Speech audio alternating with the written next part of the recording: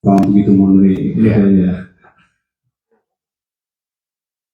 Sebelumnya saya ucapkan Bismillahirrahmanirrahim. Assalamualaikum warahmatullahi wabarakatuh. Waalaikumsalam warahmatullahi wabarakatuh. Alhamdulillahirabbil alamin wa bihi nasta'in wa ala umuri waddin wassalatu wassalamu asrofil anbiya'i wal mursalin wa ala alihi wa ashabihi ajmain. Amma ba'd. Yang terhormat Bapak Dr. Kiai Haji Rahmat Murwodo Sugiharto LCMA, yang kami hormati perwakilan dari perwakilan dari kepegawaian Ibu, ya, yang kami hormati Bapak Kabid Kesbang Pak Ikro Kamali, yang kami hormati para pejabat baik struktural maupun fungsional di Badan Keskongkol Depok, teman-teman, rekan-rekan, dan adik-adik pelajar yang berkenan hadir pada hari ini, yang saya tidak sebutkan satu persatu, namun tidak mengurangi rasa hormat dan hati saya.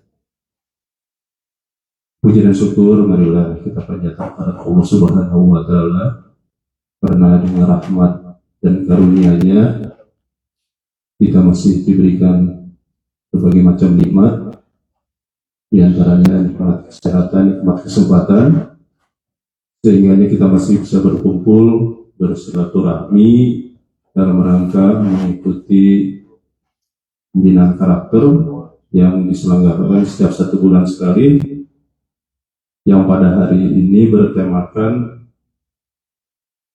keutamaan menuntut ilmu dalam Islam. Nah, semoga dengan hadirnya kita di sini akan lebih wawasan kita tentunya akan lebih memaknai bahwa dalam menuntut ilmu itu sangat dianjurkan dalam Islam, ya.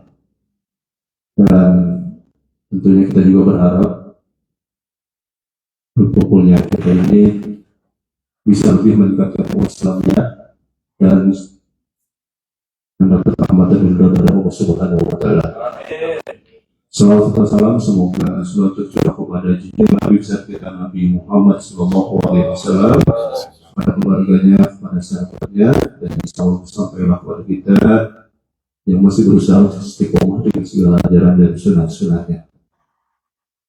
Bapak, Ibu, dan adik-adik yang kami hormati, mengawali acara ini, marilah bersama-sama kita buka dengan baca surah Al-Fatihah. Semoga dengan wasilah surah Al-Fatihah kita beserta keluarga selalu diberikan kesehatan, kelapangan, kecukupan rezeki, dimudahkan segala urusan, dan diberikan keselamatan, kebahagiaan baik di dunia maupun di akhirat. Acara ini bisa berjalan dengan lancar, mendapat keberkahan dan keridhaan dari Allah Subhanahu wa Ta'ala. Dan hadiahnya wa kulinatin sholihah wa ilahiyatin nabiyal Fatihah. Bismillahirrahmanirrahim. Alhamdulillahirabbil alamin, arrahmanirrahim, maliki yaumiddin. Iyyaka na'budu wa iyyaka nasta'in. Ihdinas siratal mustaqim. Siratal ladzina an'amta 'alaihim ghairil maghdubi 'alaihim waladdallin. Amin. Untuk cara selanjutnya, cara pengantar atau pembuka yang nanti akan disampaikan oleh Bapak Kabid Kesbang, Bapak Ikro Kamali, dipersilakan.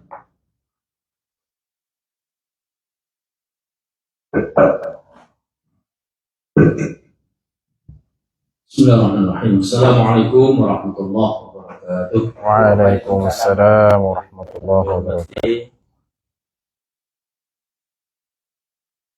Kami hormati Ustaz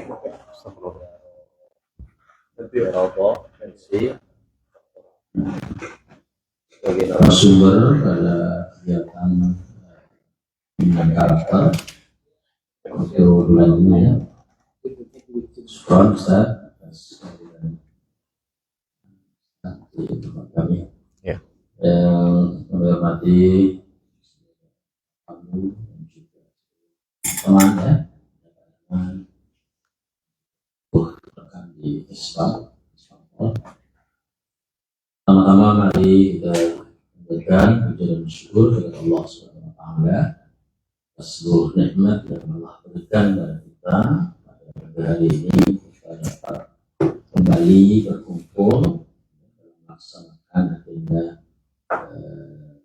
pengembangan karakter ya dari KPSTM ya, dari teman-teman.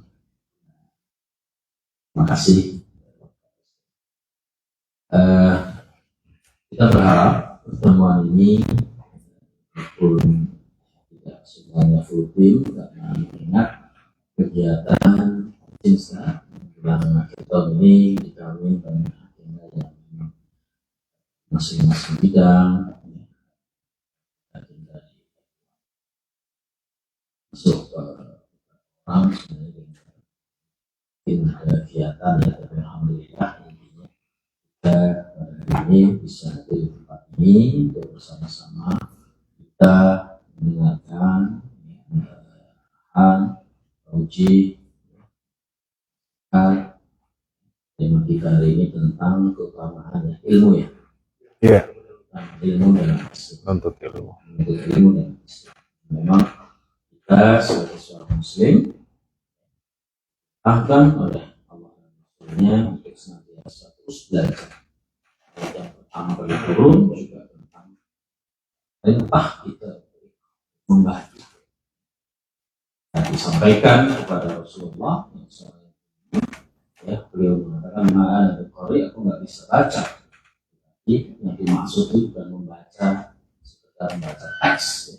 Tapi bagaimana kita sebagai seorang muslim memang harus mampu terus ya, membaca situasi yang ada dalam kehidupan untuk dijadikan ya sebagai sebuah pemahaman dan menjadikan suatu yang menjadikan kita dengan ilmu ini adalah semakin khusnullah untuk waktu juga dalam hadis diperintahkan kita untuk ilmu dari bersama ya nanti panjang lebar insyaallah kupas itu saja dan sekali lagi mohon maaf tapi jika ini mungkin nanti apa yang disampaikan Pak bisa ilmu tentang pemahaman kita dan juga cari kita kepada kita. Mungkin itu saja yang bisa kami sampaikan. Terima kasih. Assalamualaikum warahmatullahi wabarakatuh. Waalaikumsalam warahmatullahi wabarakatuh.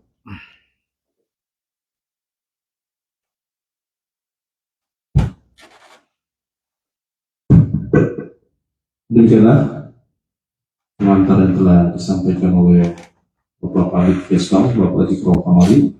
Mudah-mudahan apa yang disampaikan kita bisa mengerti dan dapat maklumnya. Bapak-bapak, ibu-ibu, ada di sekolah yang kami hormati, untuk acara selanjutnya acara tausiah yang nanti akan disampaikan oleh Bapak Dr. Kiai Haji Rahmat Murodo Sugiharto dan CMA. Para Bapak itu ada tempat dipersilakan.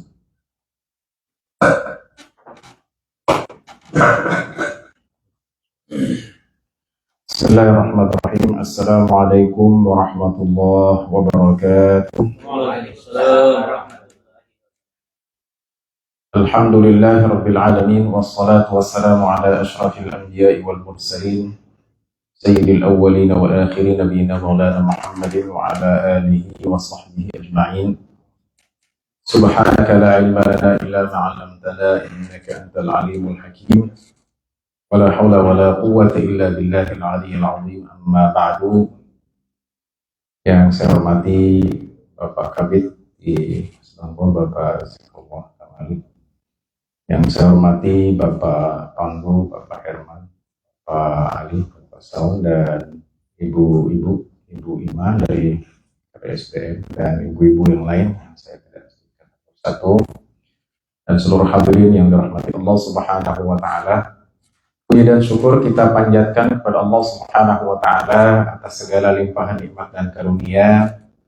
Pada pagi hari ini kita masih diberikan kesehatan, diberikan umur sehingga kita bisa beraktivitas ya, dengan baik ya, walaupun tadi disampaikan ya, sebagian banyak yang di luar ya.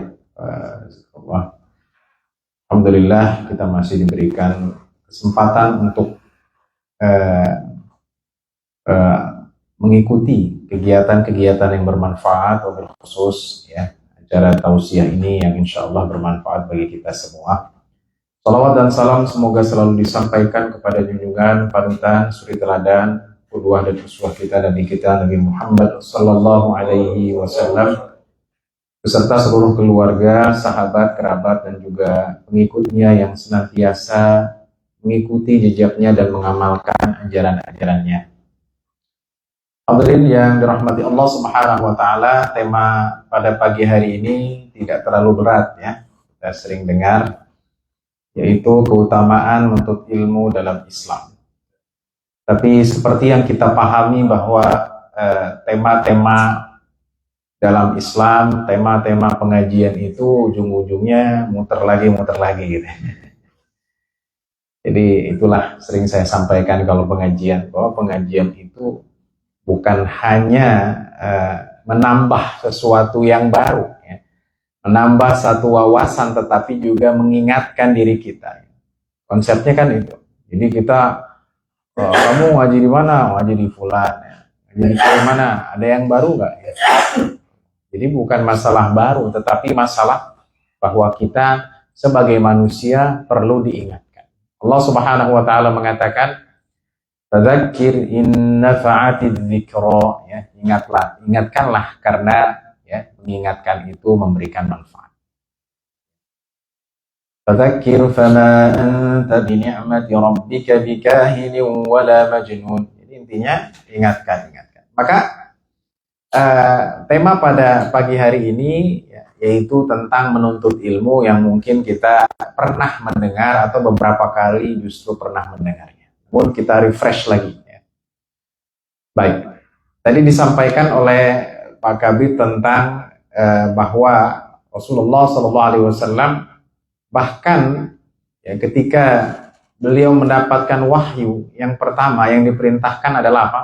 Adalah untuk membaca Iqra. Ya. Sehingga Rasulullah SAW disuruh membaca. Kata Rasulullah SAW, aku tidak bisa membaca.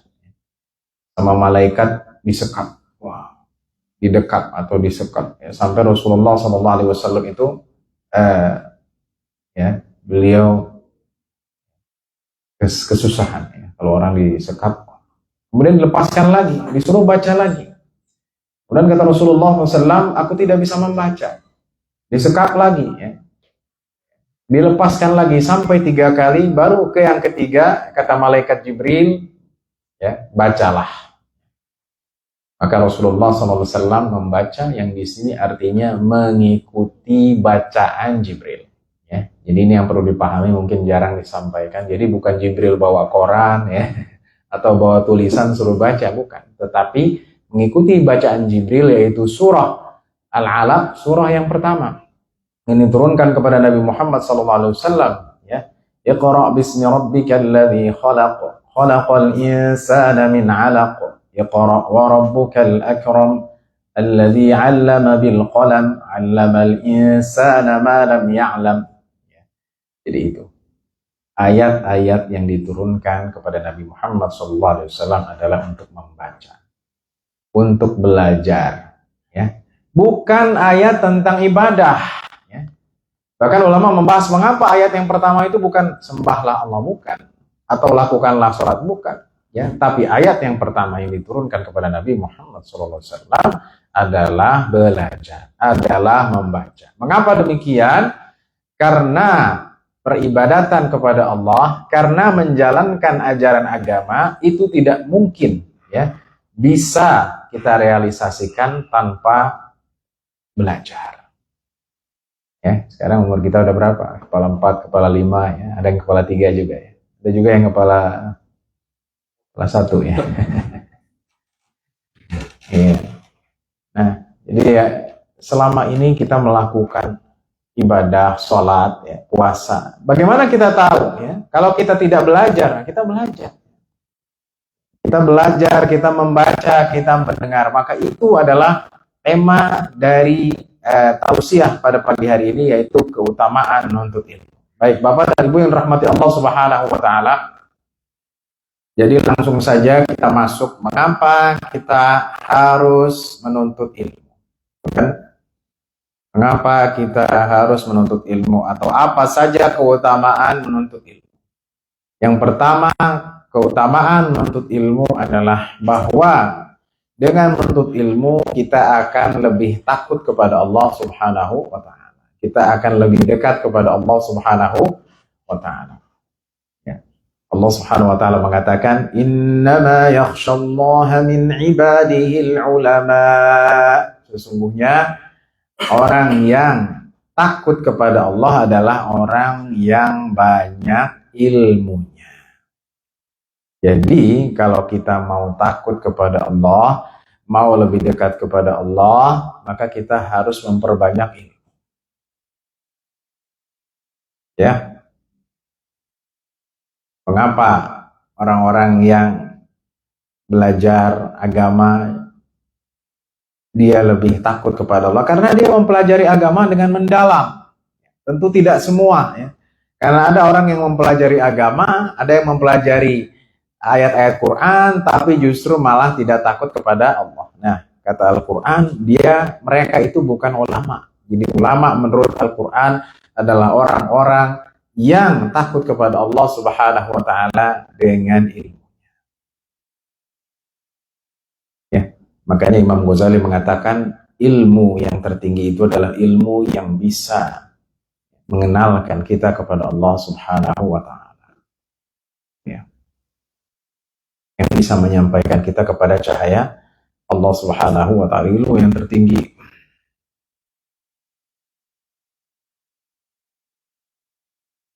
Ya. Mungkin ada yang bertanya, mengapa sih kita takut sama Tuhan kepada Allah? Ya karena kita makhluk Allah. Kita hidup karena izin Allah. Benar nggak? Kalau Allah tidak mengizinkan kita lahir, kira-kira ada nggak kita di Kesbangpol ini sekarang? Nggak ada. Ya. Allah tidak izinkan kita kerja di sini, kita nggak bakal duduk di sini sekarang. Ya. Jadi karena kita sebagai makhluk Allah, sebagai makhluk Tuhan, maka kita harus mengikuti ajaran Tuhan, mengikuti perintahnya, mengikuti arahannya dan bimbingannya. Caranya bagaimana? Caranya adalah dengan belajar. Itu ya. Bahkan Al-Quran mengatakan dalam surah Ar-Rahman, ya, Ar-Rahman 'allamal Qur'an, khalaqal insan, 'allamahul bayan. Ar-Rahman ya, yang maha pengasih. Allamal Quran, mengajarkan Quran. Khalaqal insan, menciptakan manusia. Ya, ini salah satu yang saya sebutkan dalam disertasi saya ya, karena masalah pendidikan. Jadi Al-Quran menyebutkan mengajarkan sebelum menciptakan. Ada rahasianya di situ. Rahasianya apa? Rahasianya bahwa salah satu tujuan dari diciptakannya manusia adalah untuk belajar. Jadi dengan belajar, insya Allah kita lebih takut lagi kepada Allah Subhanahu wa Ta'ala. Yang kedua, ya, mengapa menuntut ilmu itu mulia? Karena dengan menuntut ilmu kita akan diangkat derajatnya. Yarfa'illahu alladhina amanu minkum walladhina utul ilma darajat. Ya ayyuhalladzina amanu إذا قيل لكم تفسحوا في المجالس فافسحوا وإذا قيل انشزوا فانشزوا يرفع الله الذين آمنوا منكم minkum walladzina utul ilma darajatin wallahu bima ta'maluna khabir. Ya. Wahai orang-orang yang beriman, ya, apabila dikatakan kepada kalian berlapang-lapanglah, ya, dalam menuntut ilmu. Tafassahu. Wa idza qila anshuzu fanshuzu. Ya. Apabila dikatakan kepada kalian, ya, carilah, ya, pergilah, ya, untuk menuntut ilmu, maka tuntutlah ilmu. Kenapa? Karena Allah akan mengangkat orang yang beriman di antara kalian, ya, dan orang yang memiliki ilmu. Jadi Allah Subhanahu wa taala memuliakan manusia dengan ilmu. Ya, makanya saya sering sampaikan mengapa dulu Adam dipilih sama Allah menjadi khalifah, menjadi pemimpin. Ngapa, Pak? Ya, saat Allah Subhanahu wa taala ingin menciptakan manusia, para malaikat interupsi. Mereka bilang, ya, wahai Allah, mengapa engkau akan menciptakan satu makhluk yang berpotensi melakukan kerusakan, bahkan menumpahkan darah, ya? Karena manusia itu berpotensi untuk melakukan kerusakan. Ya, seperti yang kita lihatlah sekarang di Gaza, di Palestina, ya. Manusia itu sering merusak. Ya. Tapi kata Allah Subhanahu wa taala, aku tahu apa yang kau tidak ketahui. Maka setelah itu Allah menjelaskan bahwa, ya, dirinya Allah Subhanahu wa taala mengajarkan Adam nama-nama. Piring, gelas, ya, pohon, ya. Kemudian diajarkan namanya semua. Ya. Setelah itu malaikat dipanggil. Ya. Kata Allah, coba kalian sebutkan nama-nama benda ini. Ya. Kata malaikat apa? Ya, kata malaikat, subhanaka la ilma lana. Maha suci engkau, tidak ada ilmu kecuali apa yang engkau ajarkan kepada kami. Aku nggak punya ilmunya. Jadi kalian tahu kan, mengapa kata Allah Subhanahu wa taala, aku memilih Adam alaihissalam daripada kalian malaikat, karena Anda memiliki apa? Ilmu. Jadi manusia itu punya ilmu, ya, teknologi, ya, itu manusia. Infrastruktur manusia. Yang bikin jembatan, Suramadu manusia. Yang bikin HP manusia. Ya. Allah berikan itu. Yang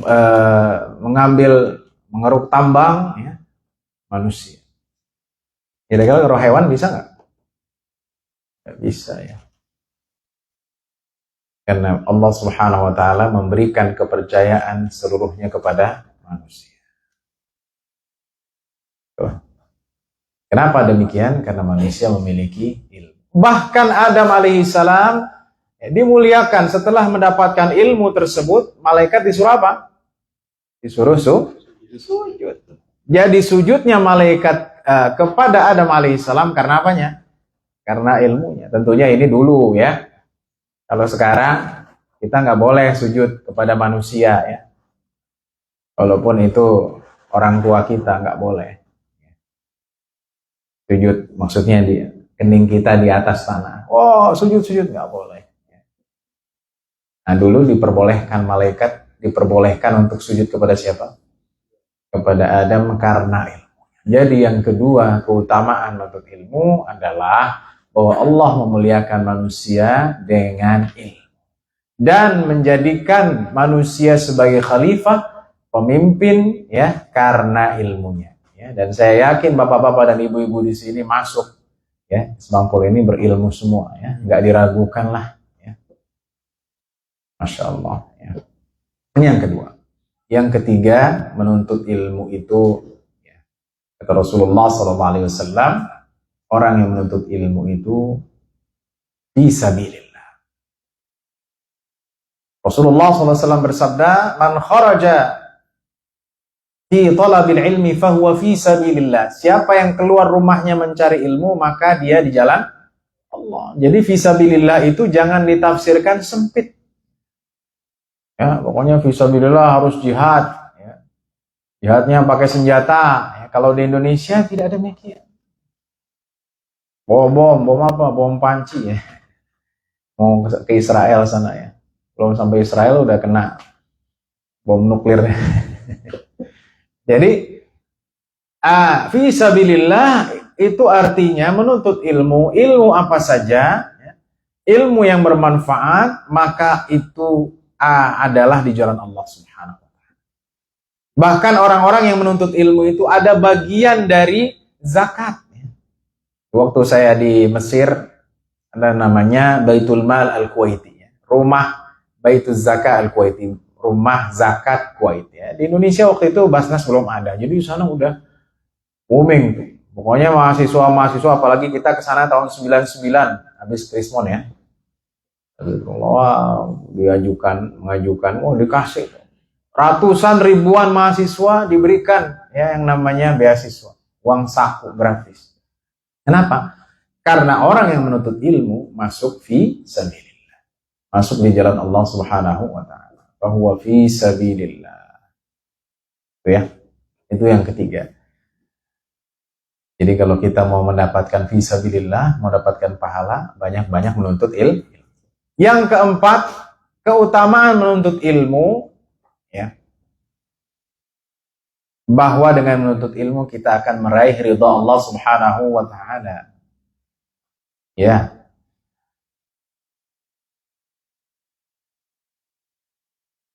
Kata Rasulullah sallallahu alaihi wasallam, "Wa innal malaikata la tad'u ajnihataha li talibil 'ilm, ridhan bima yasna'." Bahwasanya malaikat nih kalau lagi nuntut ilmu, malaikat melebarkan sayap. Jadi orang-orang yang lagi nuntut ilmu, sayapnya malaikat dilebarkan. Kenapa? Ridwan bima yasna'. Ya. Karena Allah Subhanahu wa Ta'ala ridha dengan apa yang dilakukan orang yang menuntut ilmu.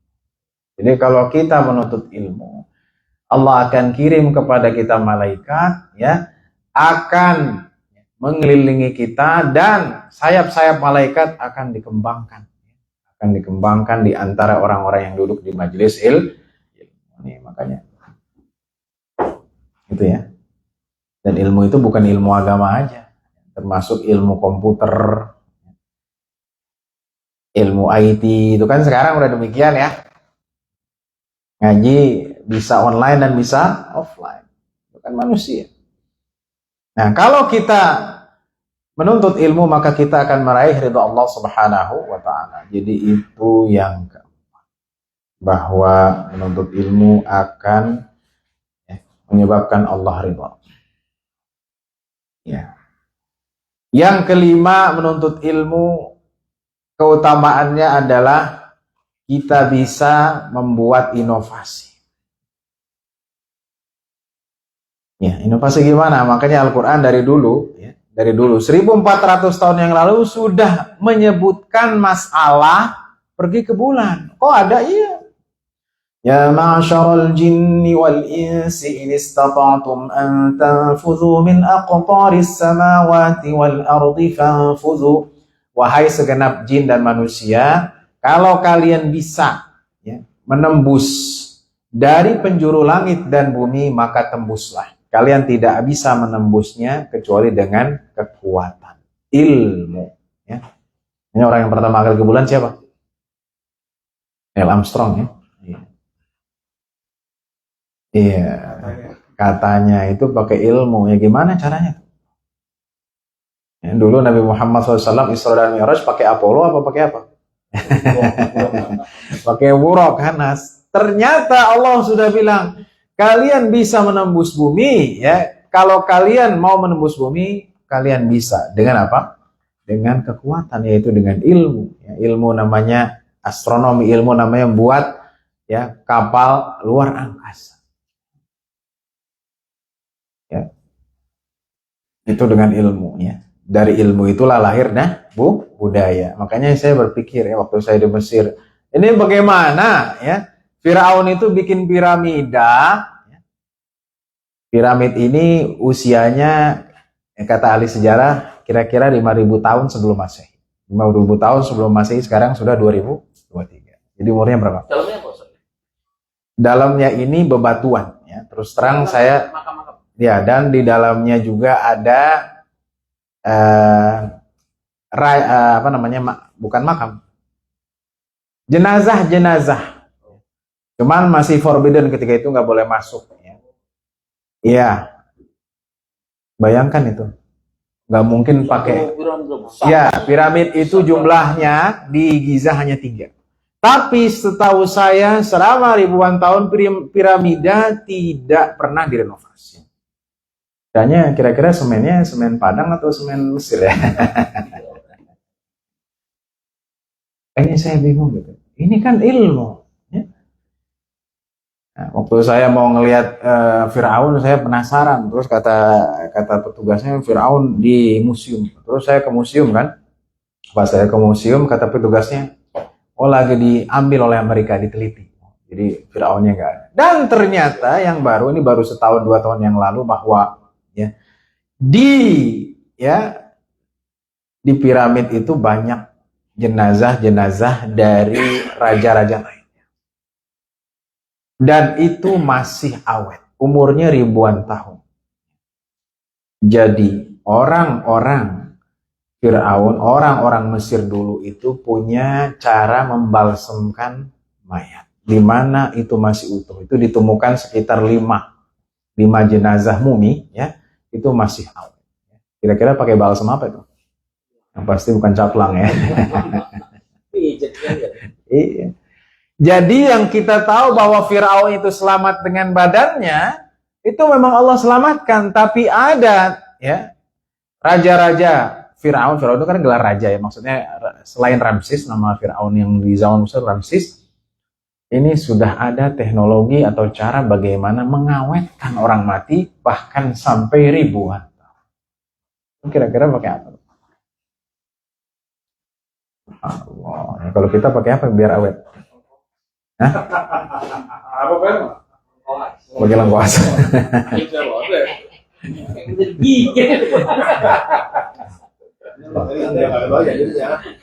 Iya. Gitu ya. Jadi dengan ilmu kita bisa berinovasi. Itulah manusia memang diberikan ya kekuatan, ya, ilmu, ya, bisa berinovasi.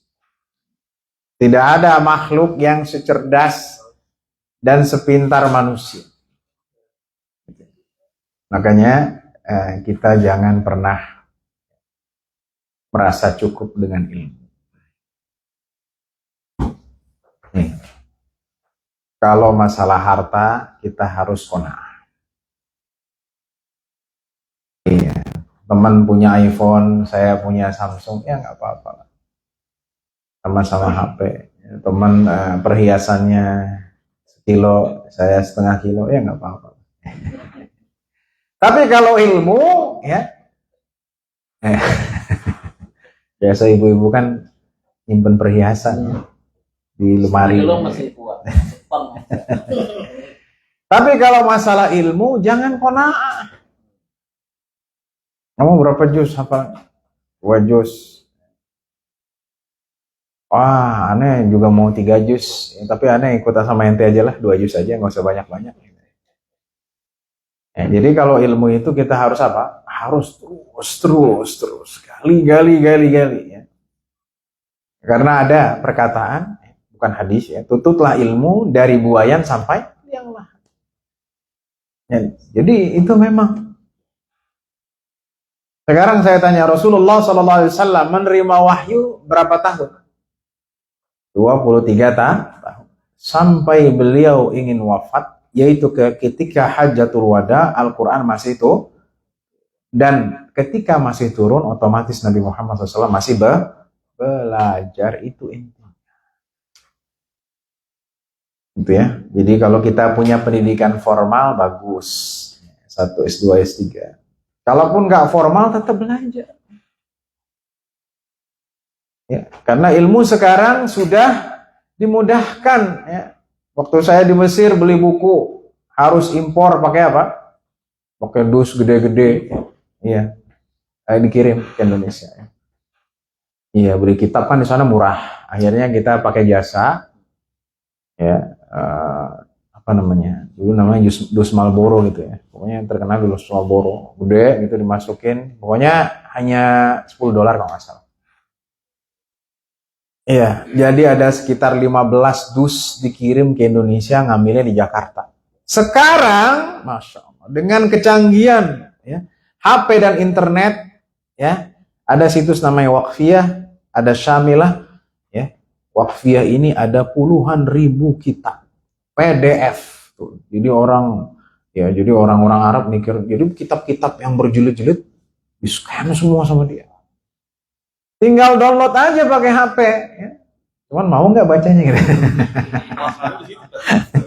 Masalah download ada kuota.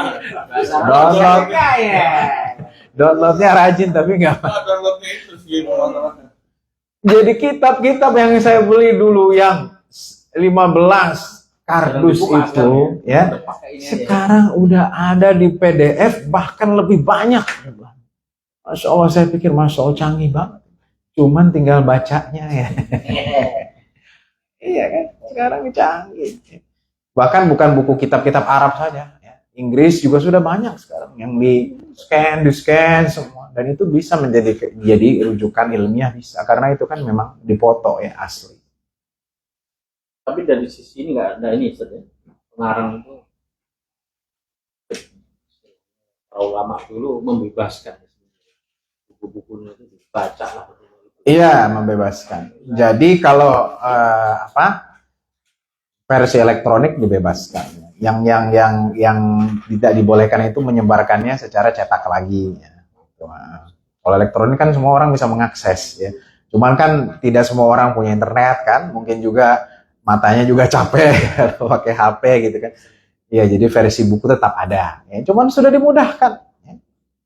Ya, jadi ini keutamaan daripada menuntut ilmu. Jadi banyak sekali. Ya. Tentunya kita akan dimuliakan oleh Allah Subhanahu wa taala, kita akan dekat dengan Allah Subhanahu wa taala, ya Allah akan meridhai kita, ya. Juga kita bisa berinovasi dengan baik. Bapak Ibu yang dirahmati Allah Subhanahu wa taala, ya. Nah, sekarang ya kalau ditanya ilmu apa yang paling mulia, nah Imam Ghazali ya, dalam bukunya Ihya Ulumuddin ini viral ya. Jadi Imam Ghazali itu terkenal dengan tokoh sufi. Tapi yang uniknya justru di Ihya Ulumuddin, di kitab pertama beliau bahas tentang ilmu.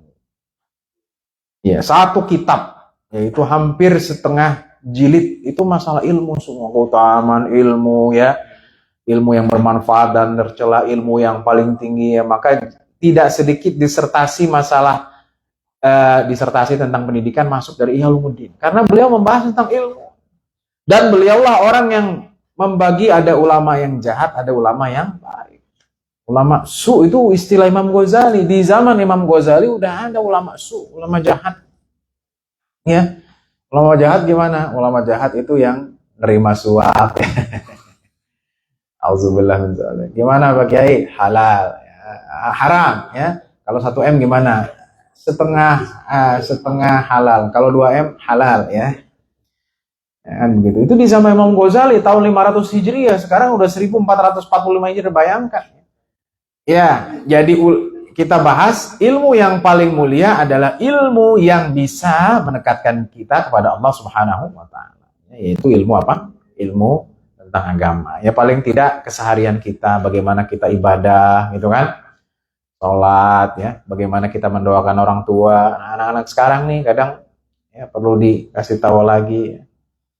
Habis sholat nggak doa, ya orang tuanya nggak didoain, gimana nanti kalau orang tuanya nggak ada, dia lupa ngedoain orang tuanya. Ilmu agama ini penting. Ilmu yang paling mulia itu ilmu agama, yaitu ya yang bisa mengantarkan kita kepada Allah Subhanahu wa taala. Baik, setelah itu ilmu yang paling mulia ini bukan kata Imam Ghazali. Ilmu yang paling mulia itu setelah ilmu agama adalah ilmu kedokteran dan ilmu hisab, ya, ilmu matematika.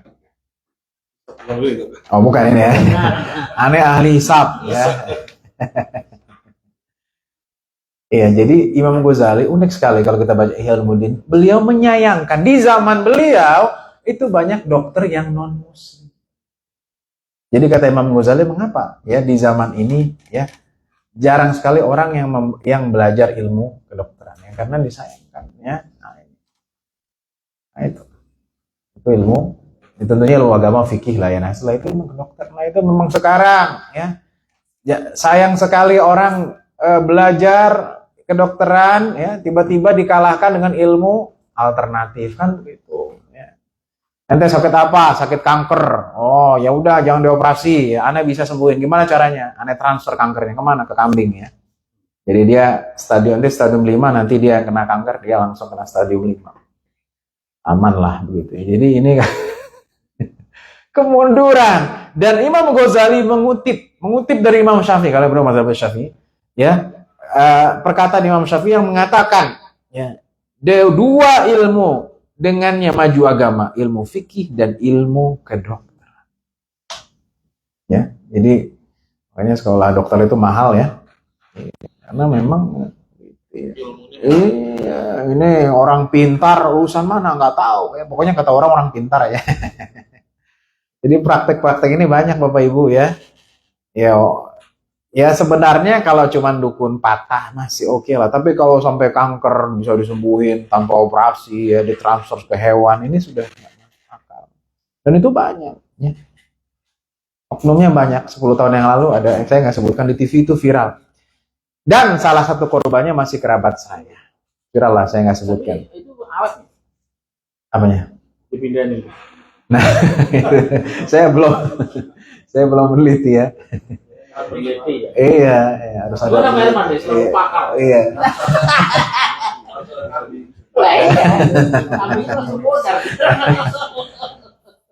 Jadi saya punya kerabat, dia udah kena kanker, jadi ke Ustadz Fulan terkenal dulu di TV ya.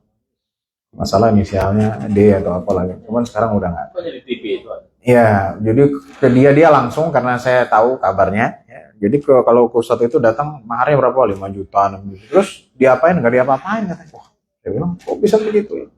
Dan akhirnya nggak sembuh. Dan sudah almarhum. Ya, jadi, ya. Jadi, ya kita itu justru diingatkan dengan materi ini khususnya jangan kita percaya kepada hal-hal yang tidak bisa dibuktikan secara ilmiah. Ya, pokoknya sembuh ya, nggak usah diobatin, ntar aneh sembuh aja ya, besok ente langsung sehat kembali. Pokoknya sakit apa aja ya, kanker jantung semua yang langsung sembuh, gimana caranya? Nah, itu. Jadi ilmu yang mulia, yang kedua setelah ilmu agama adalah ilmu kedokteran ya, dan ilmu matematika itu kata Imam Ghazali. Karena dengan ilmu matematika bisa ngitung, bisa mengukur, iya ekonomi, ngukur, ya. Modalnya sedikit. Nah, itu. Modalnya paling dikit, untungnya sebanyak-banyaknya. Hukum alam. Iya, jadi Imam Ghazali membahas masalah ilmu, ya dari ilmu yang terpuji, tercela. Dan Imam Ghazali memasukkan dalam ilmu yang tercela, ini pentingnya sebelum kita selesai adalah ilmu-ilmu yang ya seperti ilmu perdukunan. Jelas beliau menentang perdukunan, ya. Ilmu sihir, ya. Muncin. Ilmu tanda petik ya, ilmu hitam itu saja. Ya. Berarti kan itu juga ilmu tanda petik ya, meskipun. Iya, ilmu. Berarti itu ada jalurnya ya. Ada jalurnya. Sejak dulu di zaman Imam Ghazali udah ada, tapi Imam Ghazali bilang apa? Itu tercela. Ya. Kenapa? Karena paling tidak ada madarat, ada ya sisi negatif bagi siapa? Bagi pelakunya paling tidak. Ya. Kalau nggak pelakunya orang lah,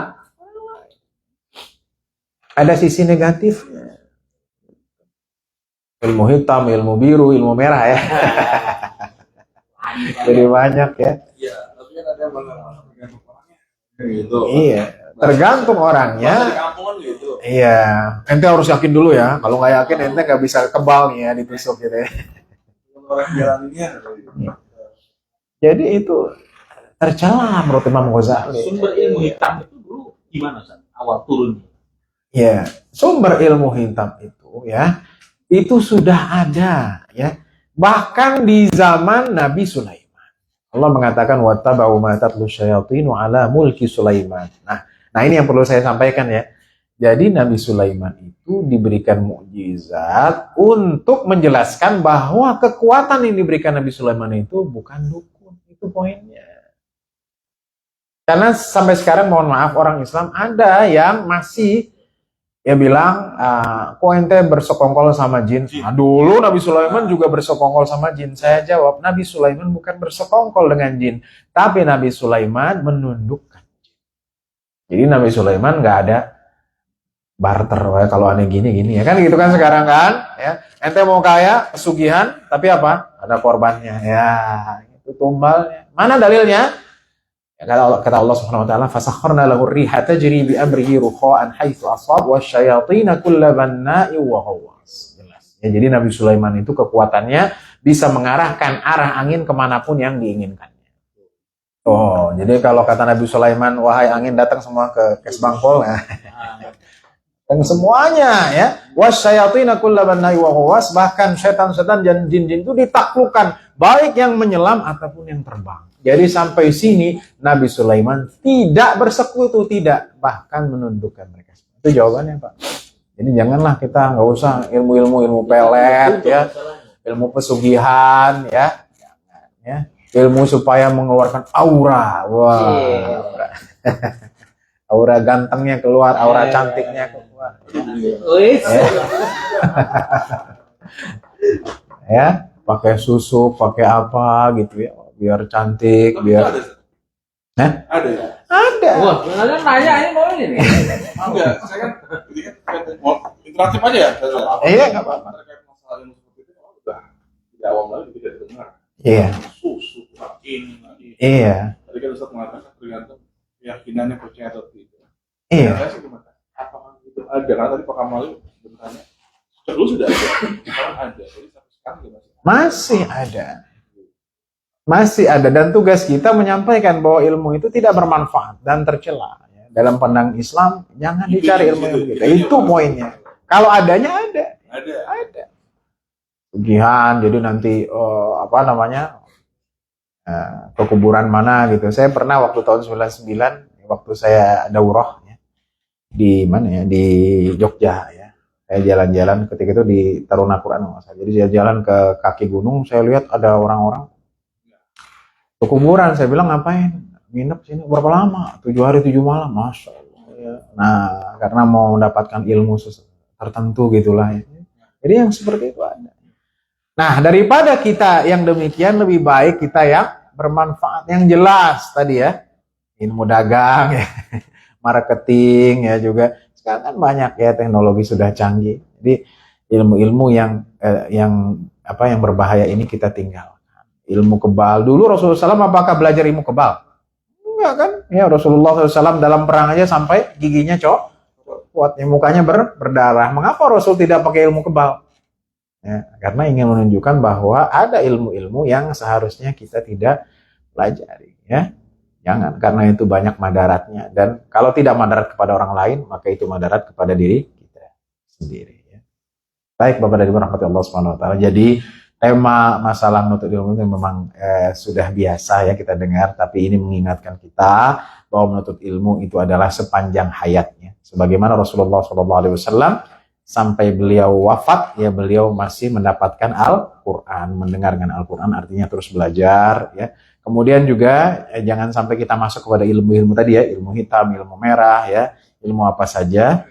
Yang jelas belajarlah sesuai dengan kaidah-kaidah keilmuan yang terbukti ya, yang bermanfaat bagi kita. Ya. Hindari ilmu-ilmu yang membahayakan orang lain, ya ilmu santet, ilmu macam-macam sekarang. Karena itu semua adalah ya, sesuatu yang bertentangan dengan ajaran Allah Subhanahu wa taala. Demikian, semoga Bapak dan Ibu selalu diberikan kesehatan, kelancaran dalam segala urusan dan dilapangkan rezekinya, dan kita menjadi orang-orang yang terus menuntut ilmu dan mendalami ilmu yang kemudian kita amalkan dalam kehidupan kita sehari-hari. Amin.